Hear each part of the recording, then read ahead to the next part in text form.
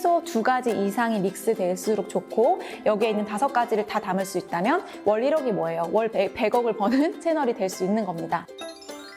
안녕하세요, 연미솔입니다. 벌써 2022년이 얼마 남지 않았는데요. 제가 2011년도에 대학을 졸업하고 2012년부터 경제활동이라는 것을 본격적으로 시작했습니다. 다들 아시다시피 제가 2012년도에 월급 40만 원을 받았던 것이 제 첫 월급이었는데요. 벌써 10년이 지난 지금 2022년도에 저는 어느새 한 달에 월 1억을 버는 사람으로 성장해 있더라고요. 그러면서 제가 지난 10년간의 제 경제 활동을 돌아보면서 과연 어떤 요인들이 내 삶의 퀀텀을 가져다 줬을까를 정리해 보게 되었습니다. 그래서 오늘 영상은 돈벌리님들께 제가 10년간 사회에 나와서 경제활동을 하면서 제 삶에 어떤 뚜렷한 도움을 주었던 것들이 무엇이 있었는지 그것들을 좀 알려드리고 싶어서 준비했는데요. 만약 2023년 새로운 한 해에 무언가 새로운 시작 혹은 무언가 변화를 꿈꾸고 계신 분들은 오늘 영상을 잘 참고하셔서 상황에 맞게 잘 적용해 보시면 어떨까 생각해 봅니다. 여기에 그래프를 보시면 제가 오늘 강의를 준비하면서 제 지난 10년간의 이 수익 그래프를 한번 그려봤어요. 다들 아시다시피 2012년도에 저는 세이브 더 칠드런이라는 단체에서 홍보팀 인턴으로 첫 사회생활을 시작했습니다. 그리고 그때 인턴에게 책정된 금액이 월 40만 원이었어요. 당시에는 그냥 NGO 단체에서 일하는 것에 대한 로망 때문에, 그리고 항상 그 분야에서 일을 하고 싶다는 제 강력한 그 동기가 있었거든요. 그래서 돈보다는 내가 그 일을 통해서 뭔가 다음 단계로 넘어가고 싶다라는 생각에 그때 당시에는 참 고마운 돈이죠, 저한테는. 그 후에, 그 다음 해에는 제가 이제 친구가 다니던 광고회사에 마찬가지로 계약직으로 들어가서 월 100만 원씩 받고 일을 하게 됩니다. 그리고 2014년에는 친척 언니의 오퍼로 제가 홀로 춘천에 가서 이제 수학 강사라는 것을 제가 이전에 전혀 해보지 않았던 일을 하게 되는 거죠. 근데 제가 뭔가 거점이 있는 상태에서 춘천을 갔던 게 아니고, 춘천에 가서 또 제가 묵어야 할 원룸을 또 따로 계약을 했었기 때문에 당시에 뭐 원룸 월세 비용이 30만 원이었고, 그 외에 또 부가적으로 들어가는 뭐 관리비라든지 뭐 이런 생활비라든지 한다면 사실상 이 100만 원에서도 뭐 한 기본 40만 원은 무조건적으로 쓰여야 되는 비용이니까 한 60만 원 정도 받고 일을 했다라고 생각하면 될 것 같습니다. 근데 그러면 너는 왜 거기를 갔냐라고 하시면은, 그때 당시엔 사실은 약속된 금액은 100만 원이 아니었기 때문에 그곳으로 가기로 결정을 했지만, 어쨌든 결과적으로는 뭐 그 정도의 돈을 받고 계속 일을 했던 것 같아요. 근데 2014년이 제 인생에서 가장 흑역사이자 암흑기였던 것 같아요. 왜냐하면 이때에는 그냥 돈의 많고 적음을 떠나서 제가 인간적으로 정말 자신감이 하나도 없고, 나는 아무것도 할 수 없는 존재고, 나는 약간 뭐라고 해야 될까요? 나는 그냥 여기까지밖에 할 수 없는 사람이구나라고 되게 스스로를 비하하던 시기였어요. 그렇다 보니 내가 당연히 요구해야 할 것들을 요구하지 못하는 사람이 어느새 되어 있었더라고요.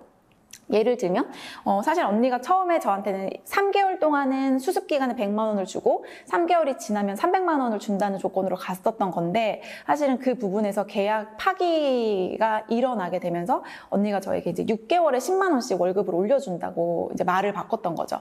근데 그때 당시에 지금과 같이 제가 조금 정신 상태가 뚜렷하고 건강했더라면은 언니 아니 안 된다, 뭔가 나는 이러한 계약 조건 때문에 춘천에 왔고, 그래서 내가 원룸도 이 비용을 내고 지불을 한 거다라고 했을 텐데, 그때는 그냥 상대가 그렇게 얘기하면 그냥 당연히 그런가 보구나라고 제가 이제 수용을 하는 입장이었어요. 그래서 그때는 항상 사람이 되게 어두웠고, 저 얼굴도 진짜 되게 흑빛이었고, 그다음에 그냥 항상 우울한 표정으로 그냥 다녔던 것 같아요. 그래서 같이 일하는 언니들이 봤을 때도 너는 왜 이렇게 젊은 애가, 제가 그때 20대였거든요. 근데 너는 왜 이렇게 젊은 애가 생기가 없냐 막 이런 말을 많이 들었고, 저희 엄마는 이제 주말에 저를 보면 항상 이제 우셨던 거죠.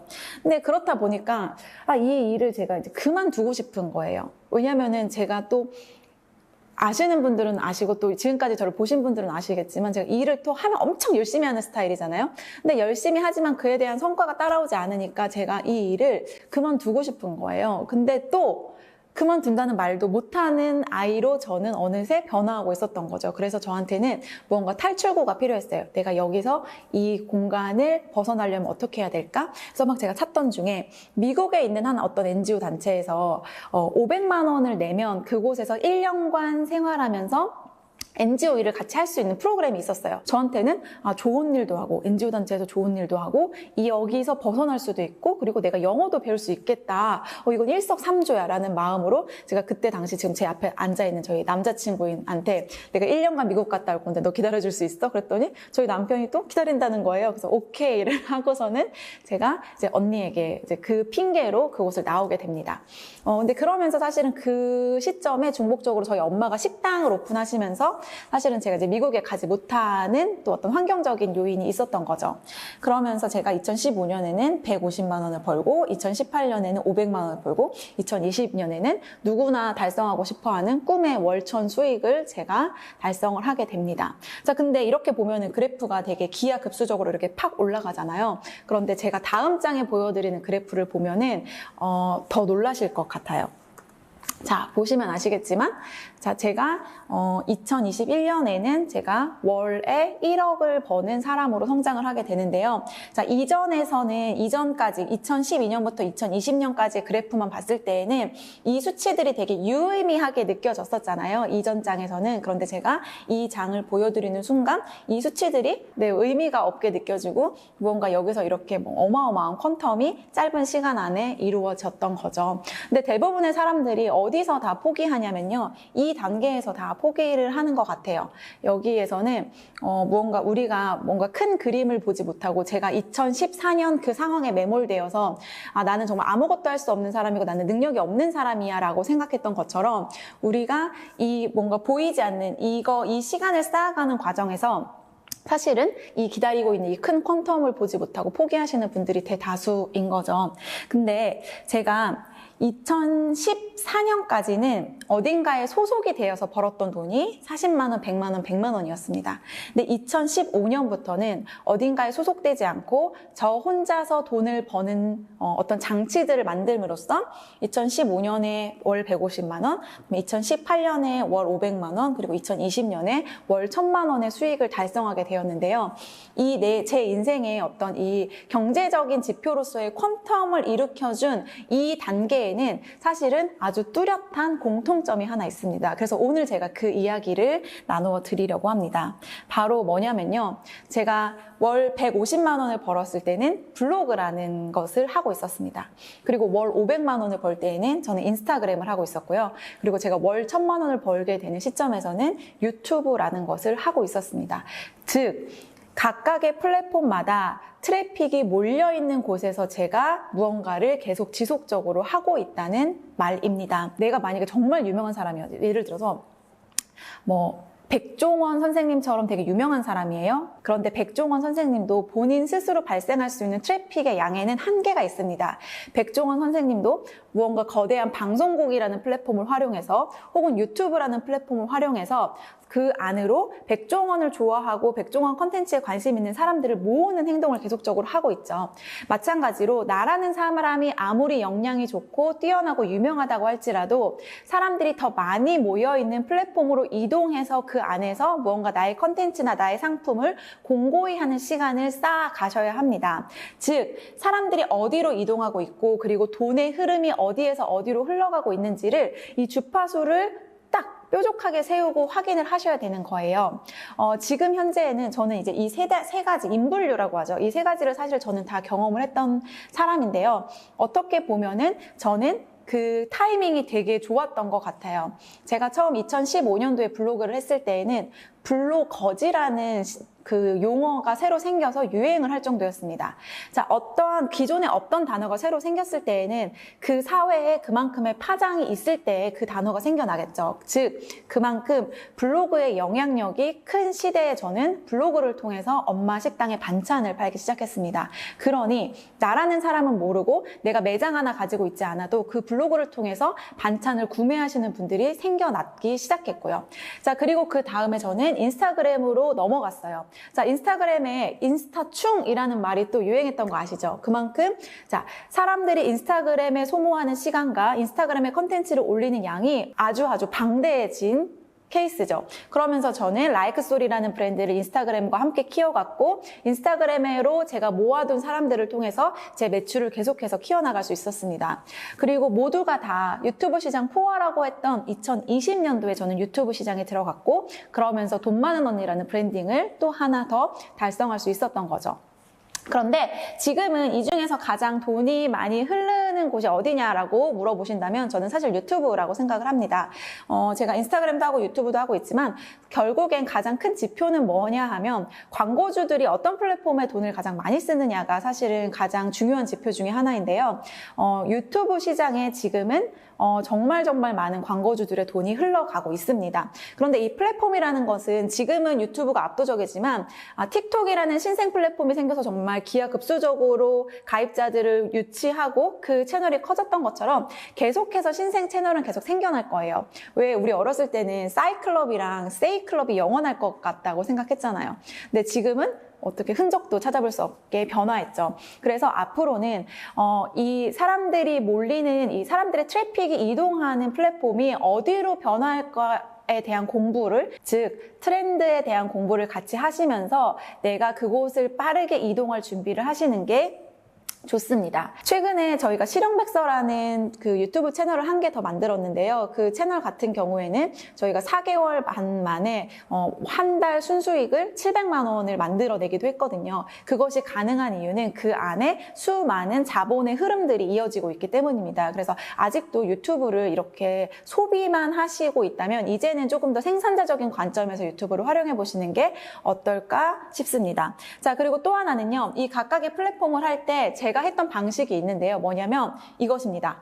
충처럼 하되 쿨하게 했어요, 저는. 자, 충처럼 한다는 건 무슨 말이냐면 제가 이전에 말씀드린 것처럼 인스타충이라는 단어가 생길 정도로 그러니까 인스타그램에 대해서 무언가 생산성 없이 그것을 계속 하고 있는 사람처럼 보일 때 야, 너 충이냐? 이런 말 많이 하잖아요. 그런데 남들이 봤을 때 정말 충처럼 보일 정도로 저는 열심히 했습니다. 그 대신 그것에 대한 결과값에서는 저는 조금 쿨했던 것 같아요. 어떤 분들은 인스타그램 할 때 매일매일 게시글 하나 올리고 인사이트 열어보고 그다음에 또 유튜브 같은 경우에도 컨텐츠 하나 올리고 인사이트 열어보고 하면서 도달률이 많이 나오지 않거나 아니면 그것을 조회수가 적었을 때 그것에 영향을 받으시는 분들이 정말 많습니다. 그런데 저는 정말 제가 사실은 구독자가 몇 명인지도 사실 전 잘 체크를 안 해요. 그래서 맨날 어느 날 이제 남 PD가 우리 구독자 몇 명이야? 이러면 제가 어느새 그렇게 됐어? 어느새 그렇게 뭐 성장했어? 이렇게 할 정도로 저는 구독자 체크도 잘 안 하고 그다음에 조회수 체크도 잘 안 하고 특히 제가 거의 10년간 하고 있는 인스타그램 같은 경우에는 제가 그동안 인사이트를 열어본 경우가 사실은 강의하면서 여러분들께 알려드리려고 인사이트를 열어봤지 제가 컨텐츠를 발행하면서 인사이트를 열어본 적은 거의 없다고 보시면 됩니다. 그게 왜 중요하냐면 내가 무언가를 하는 행동의 주도권을 나 스스로가 가지고 있어야 되는데 숫자에 연연하는 순간 그 주도권이 철저하게 숫자 위주로 갈 수밖에 없습니다. 결국에는 내 본질을 잃어가면서 시간이 지나면서 결국 내 브랜드가 오히려 안 좋은 상황으로 치닫을 수 있거든요. 그래서 쿨하게 하시는 게 되게 중요합니다.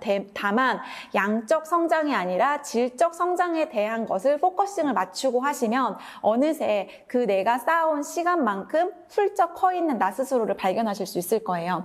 그래서 컨셉과 업로드 주기와 그리고 내가 이 각각의 플랫폼을 운영하는 이 명분을 생각하시면서 이 세 가지만 생각하시고 나머지 인사이트에 대한 부분은 고이 잘 넣어두셨으면 좋겠는데요. 제가 조금 더 저의 사례를 더 자세하게 알려드리기 위해서 제가 사진을 조금 가지고 와봤습니다. 지금 보여드리는 사진들은 다 제 인스타그램에 올라가 있는 사진이라서 제 인스타그램 내려보시면 다 확인하실 수 있어요.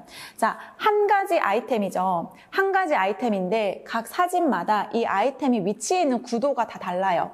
저는 제 인스타그램 컨텐츠를 조금 더 다양하게 보여드리기 위해서, 그리고 사람들이 봤을 때 조금 덜 심심하게 막 밋밋하지 않은 느낌을 주기 위해서 제가 매번 했던 것들이 뭐냐면 집에 와서 이 가구를 계속 옮기는 거예요. 루이 방뿐만 아니라 저희 뭐 안방 가구뿐만 아니라 거실 가구도 계속 바꾸면서 어떻게 하면은 인스타그램이라는 컨텐츠 안에 내가 가지고 있는 이 한정된 자원을 조금 더 다양하게 활용할 수 있을까에 대한 고민을 매일 했고, 그러면서 했던 것들이 이제 아이 장난감도 이쪽으로 옮겼다 저쪽으로 옮겼다, 심지어 이 거대한 것들을 가지고 밖에 나가서 야외에서까지 사진을 찍어서 컨텐츠로 발행하기도 했었습니다. 그리고 또 하나는 제 인스타그램의 운영 컨셉은 뭐였냐면은 일도 잘하고 육아도 잘하는 두 마리 토끼를 다 잡는 엄마가 제 컨셉이었어요. 그래서 저는 이제 라이크소울 일을 하고 이제 퇴근하고 오면은 2살, 3살 된 루이와 같이 매일마다 이런 것들을 이제 컨텐츠를 위해서 했던 거죠. 그러면서 아이와 함께 홈베이킹을 하고, 혹은 아이와 함께 퍼포먼스 미술을 집에서 한다든지 하면서 계속해서 다른 사람이 하고 싶지만 선뜻 내서 하기에 귀찮은 것들을 제가 먼저 함으로써 콘텐츠를 계속해서 발행하는 짓을 했었습니다. 근데 아이 키우는 분들은 아시겠지만 이런 거 하고 나면은 이 아이가 만든 거 과연 맛있게 먹을 수 있을까요?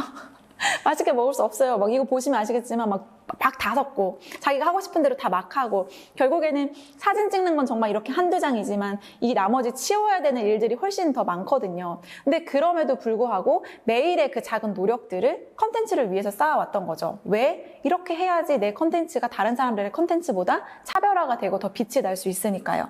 또 이런 짓도 제가 했습니다. 되게 이거 보니까 되게 감회가 새롭네요. 왜냐면 제가 지금은 요리를 하나도 안 하거든요. 그 당시에 인스타그램의 흐름을 보니까 이렇게 집에서 해먹는 집밥에 대한 수요들이 엄청나게 높더라고요. 그래서 제가 그것들을 또 파악하고, 아 그래? 그러면은 남대문에 가서 이 식기류들을 다 하나씩 다 구매를 했고요. 그리고 와서 집에 와서 이제 퇴근하고 오면은 그때부터 이제 컨텐츠를 위한 요리를 이제 매일매일 구상하고 이것들을 하게 됩니다. 자, 근데 이거를 하고 나면은요, 사진을 금방 찍는 것 같지만 다 담고, 그 다음에 세팅을 하고 구도를 잡고, 그 다음에 사진을 여러 장 찍다 보면은 이 음식들이 다 식어 있어요.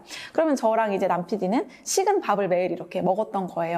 근데 그렇게 하다 보면은 스스로 현타가 오는 시간들이 분명히 있죠. 왜냐하면 내 인생의 그래프가 계속해서 일자 올라가지 않고 이제 바닥을 그냥 치는 것 같은데, 나는 뭔가 계속 꾸준히 하는 듯한 느낌을 받으면 우리가 소위 현타라는 게 오잖아요. 내가 이렇게 해서 정말 무슨 부귀영화를 누리겠다고, 이렇게 한다고 뭔가 달라지는 거야? 이렇게 한다고 뭐가 좋아져? 라고 생각하겠지만, 제가 아까 그래프 보여드렸죠. 그 그래프를 생각하시면서 이 시기를 묵묵히 견뎌내시기를 저는 응원드리고 싶습니다. 저도 이때 당시에는 제가 유튜브를 하고 또 다른 플랫폼 비즈니스를 하고 그다음에 많은 사람들과 함께 협력하고 연대할 줄은 정말 꿈에도 상상하지 못했었어요. 그런데 그냥 매일매일 그냥 충실 성실을 다했던 것이 제가 할 수 있었던 유일한 어떤 희망이자 달란트였던 것 같아요.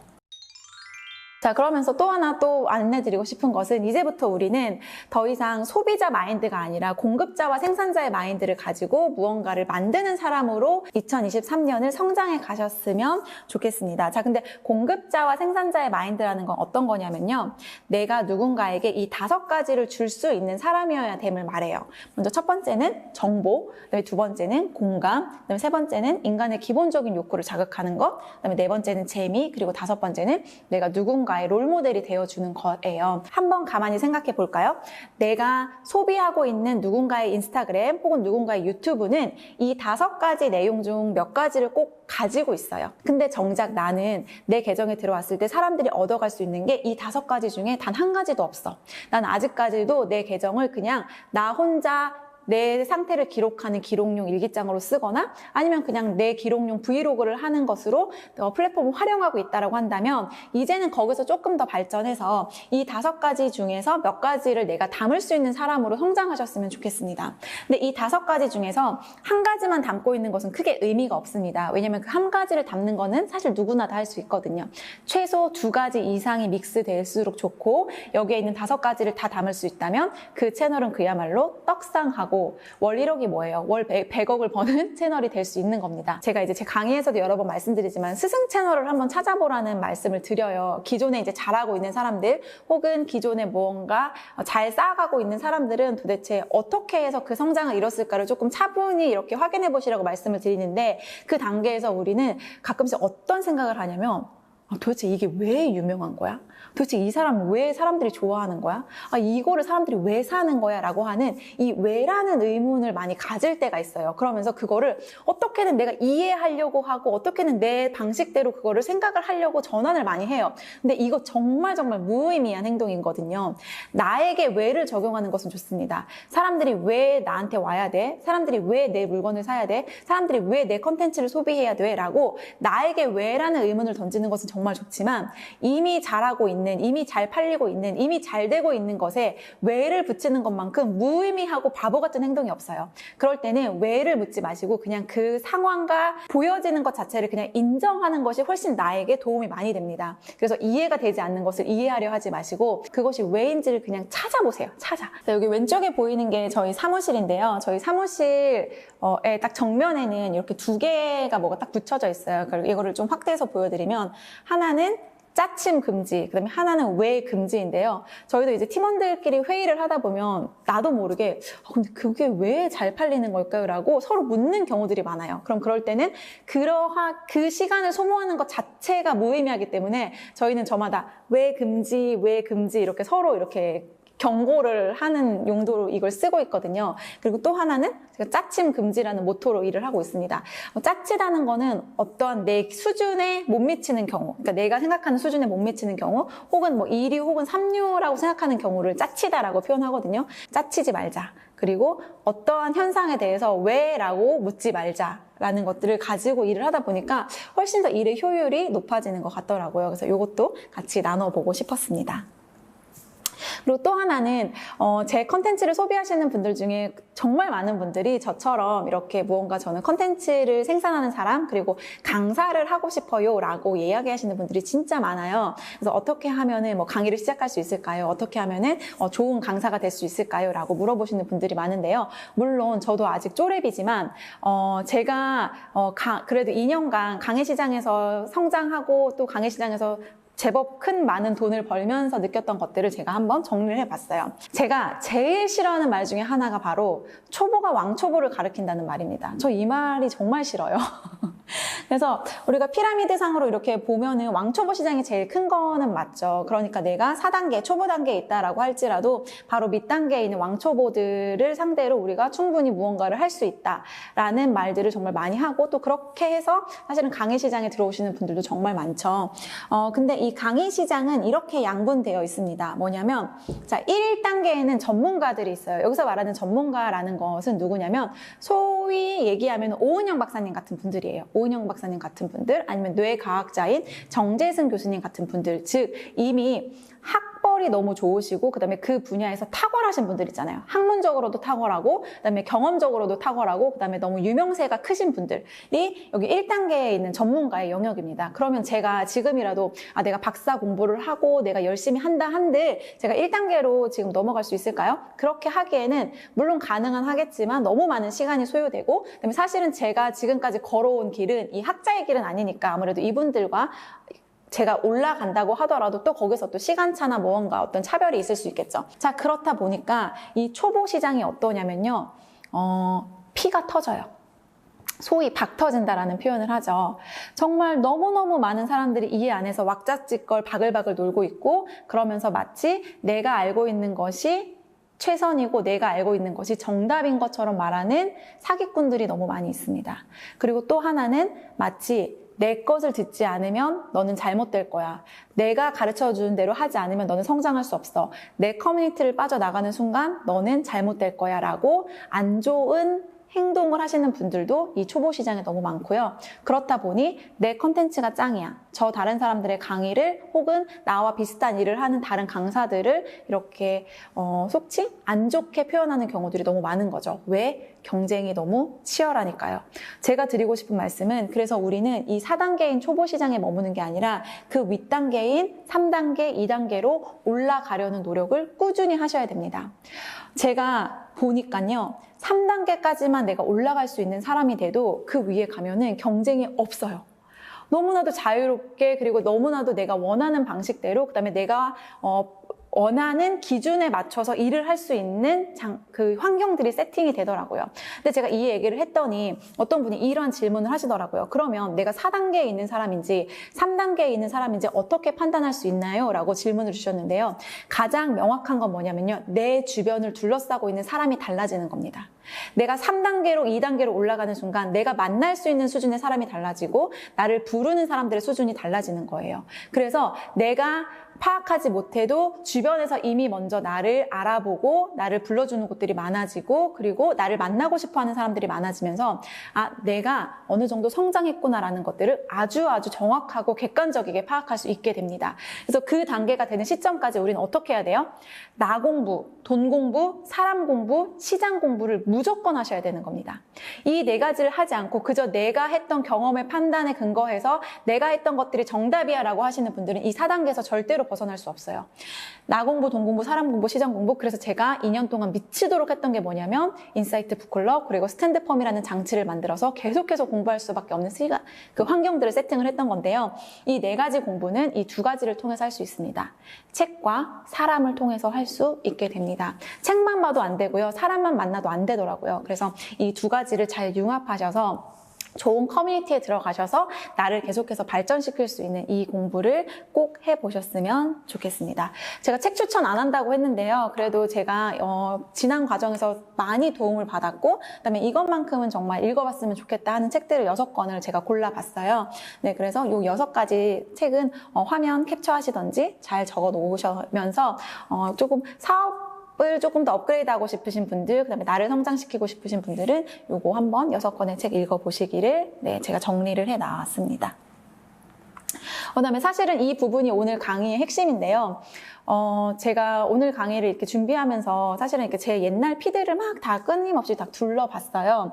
근데 이 글은 제가 2019년도 6월에 썼던 글입니다. 제가 그 당시에 전지적 참견 시점이라는 것을 보고 있었어요. 근데 전지적 참견 시점에 청하라는 가수가 나왔어요. 그때 아마 그 12시 이런 노래가 되게 유명하면서 막 되게 그 청아 씨가 되게 활발하게 활동할 때였던 것 같아요. 근데 청아는 솔로 가수잖아요. 근데 그 연예인들이 타는 밴에 같이 이제 다니시는 댄서분들 5분 정도가 같이 그 한 밴에 타서 이렇게 같이 막 행사를 다니시는 거예요. 그러면서 같이 막 어디 공연도 가고, 그다음에 음악 방송도 출연하고 막 하는데 너무 그 모습이 보기가 좋은 거예요. 그러니까 음악 방송에 가서 1등을 했는데 그 팀원들이 같이 막 축하하고, 그다음에 또 힘든 어떤 그런 이동의 순간들에는 서로 으쌰으쌰 하면서 또 힘내자 하면서 또 어떤 목표를 향해 가고, 이런 모습을 보면서 제가 그때 되게 울컥했어요. 왜냐면 나는 1인 기업으로 이렇게 혼자서 정말 죽 터져라 밥 터져라 열심히 하고 있는데 내 가치를, 내가 가지고 있는 이 가치를 가지고 함께 일해줄 수 있는 사람이 있다는 건 어떤 기분일까라는 생각을 하게 되면서 제가 전지적 참견 시점을 보다가 이렇게 조용히 일어나서 냉장고에 가서 냉장고 문을 열고 울었어요. 왜냐면 그때 저희 남편이 있었는데 남편한테 우는 걸 보여주기가 조금 창피하더라고요. 그래가지고 제가 냉장고 문을 열고 거기 들어가서 찾는 척 하면서 막 울었던 기억이 나는데, 그날 저녁에 제가 이러한 글을 썼던 것 같아요. 근데 제가 뭐라고 썼냐면, 팀원 많고 돈 많이 버는 사장의 꿈이 아니라 라이크스토리라는 브랜드 안에서 함께 꿈꾸고 함께 성장할 수 있는 사람들을 만나는 것이 제 꿈입니다라고 2019년에 써놨는데, 지금은 제가 정말 이런 좋은 공간에서 저희 팀원들과 같이 뭔가 하나의 목표를 향해서 나아갈 수 있는 사람들이 어느새 생겨버렸던 거죠. 그래서 또 하나는 저희가 이제 8월 달에 저희 이제 유튜브 채널 보시는 분들은 아시겠지만 그 비즈니스 워크샵 판을 열었었잖아요. 근데 그때 저희가 이렇게 꽃 장식을 하나 해놓은 게 있었어요. 근데 그때 꽃장식을 해주신 저희 이제 그 대표님께서 다 행사가 끝나고 이제 남은 꽃들이 아까우니까 그것들을 예쁘게 작은 꽃다발을 만들어서 이제 다 이렇게 패킹을 해서 주셨습니다. 근데 그때 이제 저는 이제 그 행사의 호스트니까 정신이 하나도 없었어요. 그래서 그날 막 오신 손님들 이렇게 응대해드리고, 그다음에 사인도 해드리고, 같이 사진도 찍고, 제가 정신이 하나도 없었는데 며칠이 지나고 이제 거기에 오신 이제 제 행사를 도와주신 저희 크루분들에게 듣기로, 저희 이제 여기 옆에 계신데요. 저희 한 팀장님께서 그날 이제 같이 행사를 도와주신 분들한테 꽃다발 하나하나에 이렇게 하나의 편지를 써가지고서는 다 남겨주셨더라고요. 근데 이게 사실은 제가 해야 되는, 엄연히 제가 해야 되는 역할인데 이것들을 저와 같은 마음을 가지고 해주시는 저희 팀장님을 보면서 되게 감사함을 느꼈던 경험이었습니다. 그러면서 내가 어느새 이때 이런 마음을 꿈꿨었는데 어느새 내 주변에 이런 사람들이 이제 생겼구나라고 하면서 되게 감회가 새로웠던 것 같아요. 자, 2018년도에는 제가 이런 글을 썼더라고요.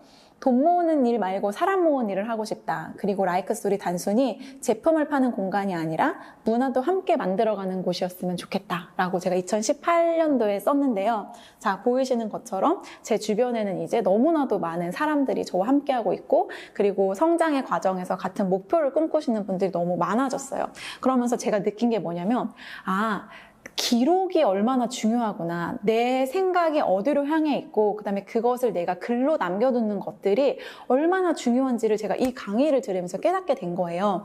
그래서 이 과정에 계신 분들은 이 내가 생각하고자 하는 것들, 그다음에 내가 바라는 그 지향점에 대해서 계속해서 글로 남기시고 그것들을 계속 복기하면 어느새 내 삶이 그쪽으로 향해 가고 있더라고요. 저는 사실은 제가 이런 글을 썼는지, 왜냐면 하루하루 살다 보면은 사는 거에 치여서 내가 과거에 어떤 생각하고 살았는지 어떤 글을 썼는지 잘 모르잖아요. 근데 한 번씩 이렇게 내 기록을 돌아보면서 어머, 내가 이런 생각을 하고 살았는데 어느새 이렇게 됐네? 라고 생각하는 순간들이 있더라고요. 제가 더 소름 돋는 거 한 가지 더 보여드리도록 하겠습니다. 저희 플리크예요. 최근에 런칭한 저희 이제 커뮤니티 플랫폼인데요. 제가 플리크를 기획할 때 이런 행동으로 기획을 했어요. 배움과 행동에는 직접적인 관계가 없다.